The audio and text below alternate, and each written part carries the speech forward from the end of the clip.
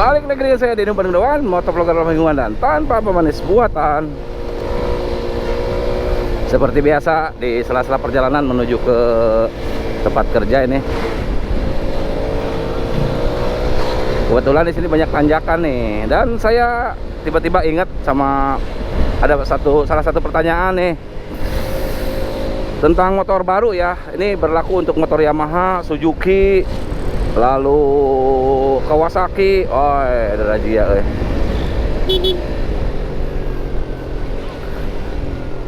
kirain teh menyetop saya ternyata bukan.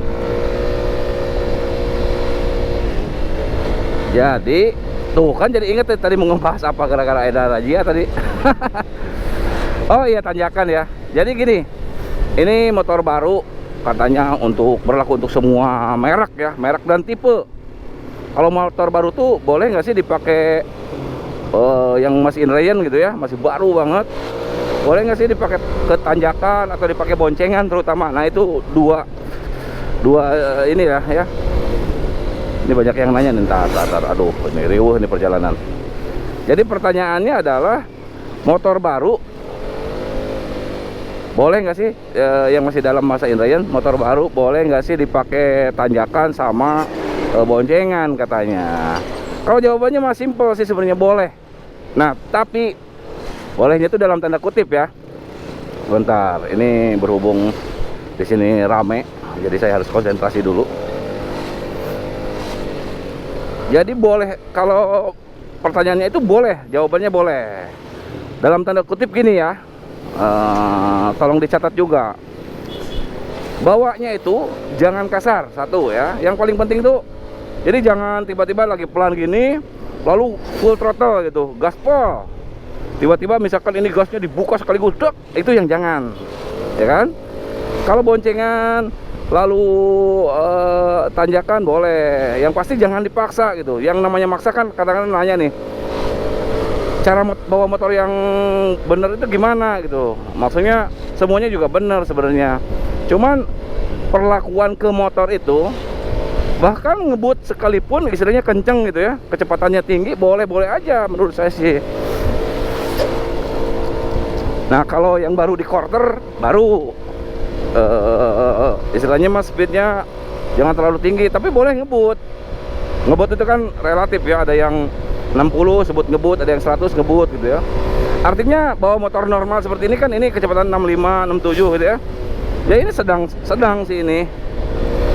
Boleh ngebut pun sebenarnya kalau mau ditambah speed gitu ya, kayak gini ditambahin sedikit-sedikit gitu, boleh.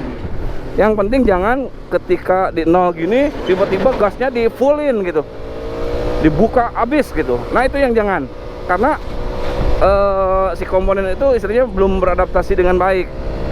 Itu pun kalau udah dipanasin ya, manasin motor juga pagi-pagi biar olinya masuk dulu. Kita bisa kira-kira lah baru 1 menit ke jalan boleh. Lalu setelah maju gini nih, mungkin kita tahulah udah 2 kilo 3 kilo agak panas. Kalau udah di atas 5 kilo ya temperaturnya udah optimal lah ya. Yang pasti sih tunggu di temperatur optimal ya, biar selain temperaturnya sudah optimal, lalu juga olinya sudah dipastikan sudah masuk ke sela-sela semua gitu, jadi sudah terlumasi gitu loh. Termasuk motor saya ini baru kemarin ini ganti piston sebenarnya. Nah bawanya seperti ini, ngebut artinya mau agak kenceng sih boleh-boleh aja. Yang penting jangan langsung gaspol, itu aja sih. Lalu kalau ditanyakan gimana ya, sebenarnya bukan masalah inline, atau kan kadang-kadang gini motornya masih inline katanya nggak kuat nanjak gitu. Bukan masalah inline-nya sebenarnya. Saya sih lebih, logika saya berpikir gini, bukan karena motornya masih inline, tetapi mungkin kitanya yang baru menggunakan motor matic atau ganti tipe, misalkan dari Mio ke NMAX, atau dari misalkan Vega dari Jupiter tiba-tiba ke motor Mio. Itu kan kita harus adaptasi lagi gitu loh. Jadi kadang-kadang bukan masalah inline motornya masih baru, tetapi kitanya juga belum terbiasa itu loh. Makanya banyak yang kalau ditanyakan, banyak kejadian yang kopling sentrifugalnya hangus, terbakar, karena memang misalkan biasa pakai motor pakai gigi gitu ya, pakai operan, pakai persneling, tiba-tiba naik matic, digas aja terus, jadi malah nggak nanjak gitu loh. Jadi sebenarnya kalau analisa saya di bengkel sering ketemu dengan ya konsumen gitu ya, kebanyakan sih rata-rata menurut saya sih karena memang belum adaptasi dengan motornya. Satu itu aja sih, belum tahu gitu kan. Kadang-kadang kita udah tahu nih motor ini keluarnya tenaga di RPM berapa, meskipun nggak lihat ada apa indikator RPM gitu ya, tapi kadang-kadang kita tahu nih, oh gas segini kalau digas pasti lari gitu kan. Motor itu harus ketemu di RPM berapa baru tenaganya keluar semua. Kalau dari awal langsung, apalagi motor standar, nah itulah dia. Makanya kan ada beberapa yang di upgrade CVT-nya, ada yang diganti ukuran gearnya. Biar apa? Biar disesuaikan dengan trek yang sering dilalui gitu loh. Kalau memang kalian berada di pegunungan atau yang tanjakannya ekstrim gitu, ya disetting sesuai dengan daerah masing-masing. Karena bikin motor itu kan global ya, umum ya, tanjakan, lurusnya gitu. Jadi kalau misalkan mau enak, makanya kalau di tempat kami, di bengkel kami itu disesuaikan ya. Misalkan motor yang rumahnya di pegunungan, kita misalkan disarankan CVT-nya diganti yang lebih keras, misalkan hanya untuk nanjak aja. Wah udah sekalian aja diganti sama rollernya. Nah itu lebay namanya. Kita baru kita saranin ganti pernya aja, malah pengen sekaligus sama rollernya, dibubut juga, malah nggak lari om. Ya itu masalahnya. Jadi modifikasi itu bukan karena kita ada uang lalu main beli-beli. Si bapak ragu. Bukan main, wah ini udahlah sekaligus ada duit beli aja sama pulinya biar lebih kencang. Belum tentu juga gitu loh. Yang enak itu yang pas, bukan yang masalah speknya tinggi. Bahkan saya sering berkali-kali ngasih saran ke teman-teman semua, terutama yang sering mampir di channel saya gitu ya. Awalnya nanya, om upgrade CVT misalkan di setting apanya dulu nih, saya biar enak, saya di pegunungan. Saya sarankan misalkan ganti versi CVT-nya aja, yang lainnya standar. Mungkin karena dia ada duit gitu ya. Om, saya bahkan kok nggak lari ya? Bahkan saya udah ganti loh sama pulinya, sama rollernya, diganjel juga pakai tambah ring dan lain-lain.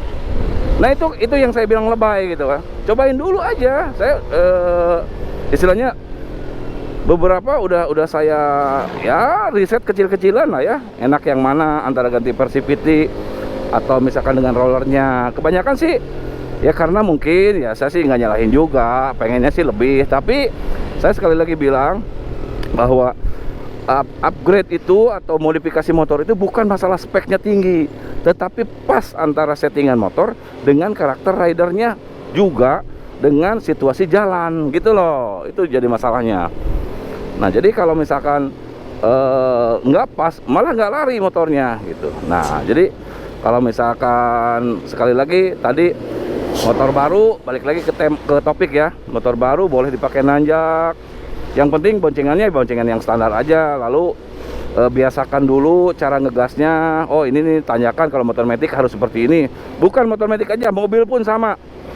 Kalau kita ditanjakan malah dibejek gitu ya, malah nggak naik gitu. Jadi kalau di mobil sih enak ya, ada S, ada L gitu, ada istilahnya meskipun matic ada pilihannya lagi.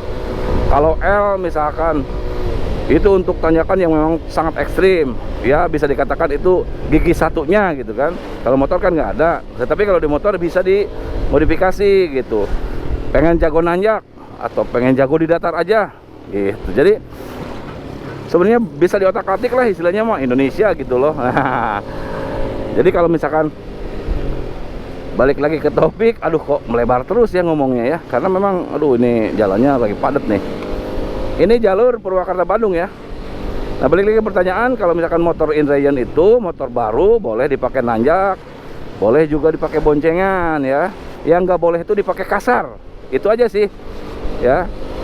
Jadi nggak masalah. Lalu nanti kalau misalkan om, gara-gara saya nggak Inrayon motor saya jadi rusak, mungkin bukan gara-gara Inrayon, gara-gara telat oli kah, gara-gara apa yang lain. Setahu saya sih seperti itu.